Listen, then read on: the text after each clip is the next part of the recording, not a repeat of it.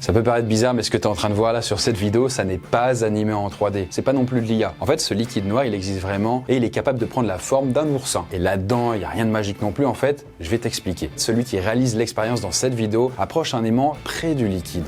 Et en fait, c'est ça qui va faire se dresser tous les pics à sa surface. Là, tu vas me dire, mais c'est pas possible d'aimanter un liquide, c'est pas du métal. Sauf qu'en réalité, en fait, ce liquide, il est particulier. C'est ce qu'on appelle un ferrofluide. En fait, c'est un liquide qui contient des oxydes de fer, un mélange d'oxygène et de fer. Et le fer, comme tu le sais, c'est sensible au magnétisme. En gros, si tu prends un microscope, en fait, tu pourrais voir que toutes ces petites molécules d'oxyde de fer se rassemblent en petits paquets, comme des petits groupes, qui vont être alors attirés séparément. Et chaque groupe, ça va former ces fameux pics. Et d'ailleurs, ces pics-là ne sont pas solides. On peut les faire bouger en changeant l'intensité du champ magnétique qui les attire. On peut même les toucher avec son doigt, même si c'est pas recommandé. Mais il y a aussi un autre petit truc à savoir, c'est que les ferrofluides, ça n'existe pas dans la nature. Ils ont été inventés au milieu du XXe siècle par un scientifique de la NASA, Stephen Papel. Et à l'époque, notre cher Stephen, il cherchait à fabriquer un carburant pour des satellites qui pourraient être actionnés par des aimants. En fait, il cherchait à faire en sorte que le liquide, le carburant en fait qui servait pour les fusées ne se déplace pas dans les réservoirs. Tu sais, comme quand tu as une bouteille d'eau à moitié vide, ça peut commencer à balloter de tous les côtés. Et pour une fusée, si ça ballotte, c'est mauvais signe. D'ailleurs, autre fun fact, mais l'encre des billets de 1 $